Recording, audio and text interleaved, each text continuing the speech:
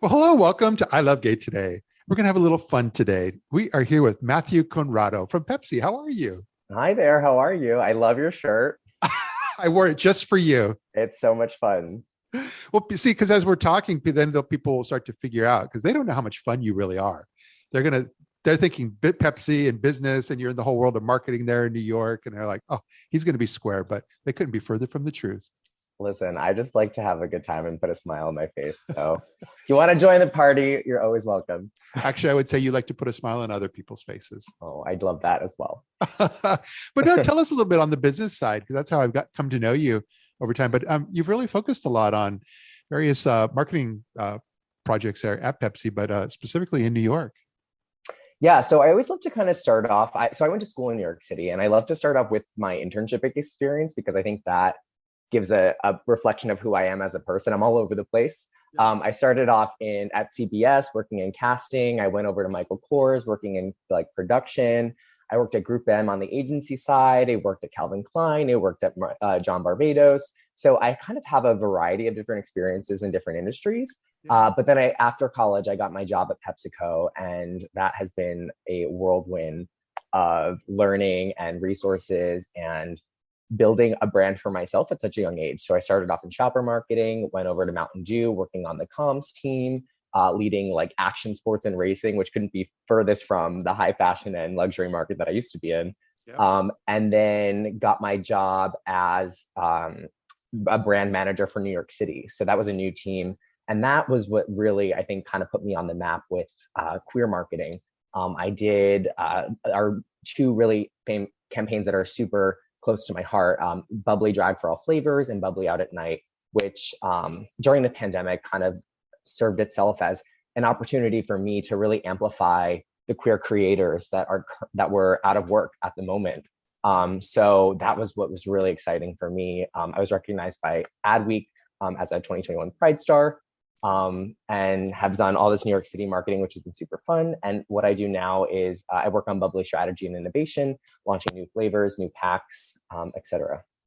Well, not to degrade the quality of this interview, but I mean, bubbly and the LGBT market. I mean, the gays love their vodka and their vodka sodas. So I have to figure that bubbly kind of fits into some of that.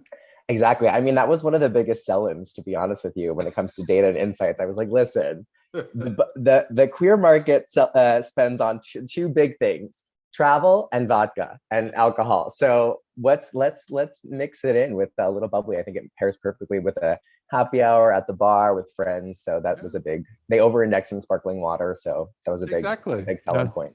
I've been experimenting with it myself. So, well, as long as you keep me employed, I'm grateful.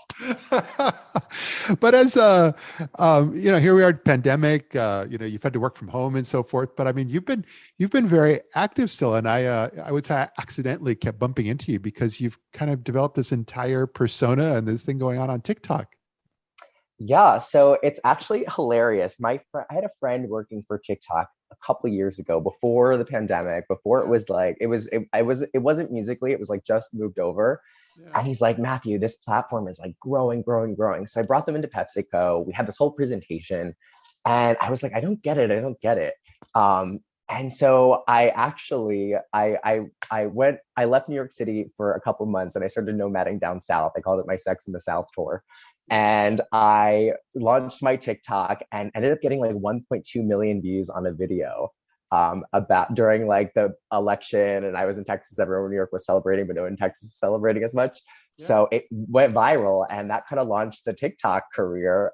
So yeah, I just started posting videos, and I think what people like about it is they just find it relatable. Yeah. And it's such a fun platform. Like, I'm not like an Instagram aesthetic person. I talk, and I think, at least I think I'm funny. Yeah. So I guess that kind of clicked well on TikTok. Yeah, TikTok is kind of carved out a niche into its own, and it's because unlike just perusing photos and so forth, it's entertaining. I mean, you get to, and so that's the trick, is that you have figured out how to, and I would say it's a trick because I think it's hard to actually be genuinely, or as they say nowadays, authentically entertaining. Well, yeah, it's funny. I have on my bio. I wanted to be I wanted to be a drag queen, but this is the next best thing.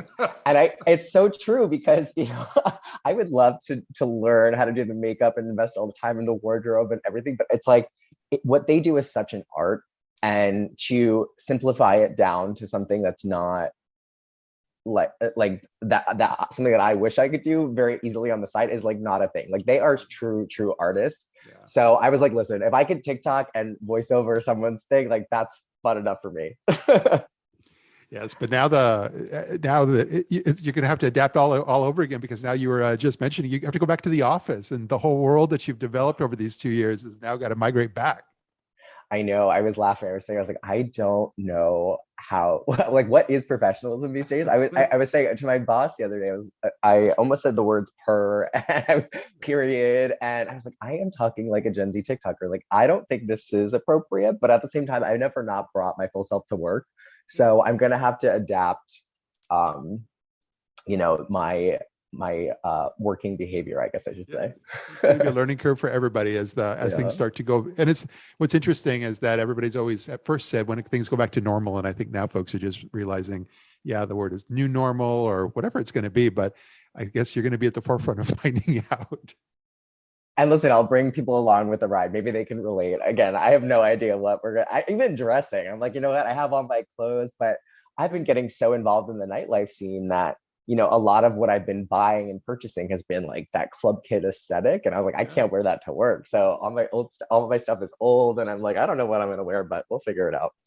Well, I was just doing some stuff for, Pride is coming along here in a few months, and it's going to be back in the real world again instead of virtual. I know. Are you planning to do some of your coverage there as well?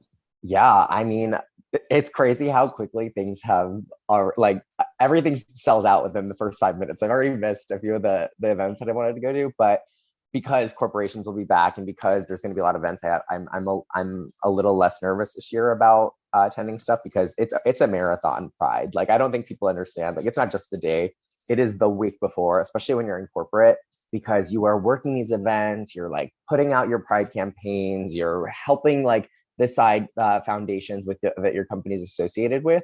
And it's all, I'm so grateful to do it, and I love doing it, but it's like, it is a marathon week. I always take off the Monday after Pride. Yeah, it's exhausting. We're sponsoring Pride this year, so we're going to be promoting and being a part of it. But in addition, we have a space set aside, and we're going to actually do some of these interviews on Saturday during Pride weekend. Yeah, so I hope you guys stop by. Yeah, no, I'm going to make sure where and when, and it should be fun. But it's all kind of tied into just that theme as far as trying to bring voices of New York. Where are people at today, and where's their mindset? And we're just going to get those out of here on the show. Yeah, I think the beauty of our community is there's so many amazing creators and influential voices. And that has always been kind of the foundation of how I've built my marketing strategies. Has always been, listen, the ingredients are there. It's just amplifying their voice and giving them the resources and the budget to do so. Yeah, no, exactly. No, I love what you're doing. And I look forward to being able to reconnect in the real world again. I know you and I have actually seen each other in the real world since New York is perfect for that. But no, I really am glad you're able to take a few moments to share some of your story with our audience here. No, thank you so much for having me. I think it's an amazing platform that you have, and getting to know other queer marketers is always a blessing. And it's always great for me because I feel like this community has helped each other, especially when it comes to industry and corporate world. It's so nice to be a part of that. And I'm hoping to do that with other younger people. I've already tried to, but it's awesome to see the help that I've had, because I've had no connections. My parents don't know anyone. You've had to build it all yourself. It's been the queer community. They have been the ones that helped me the most. I love it.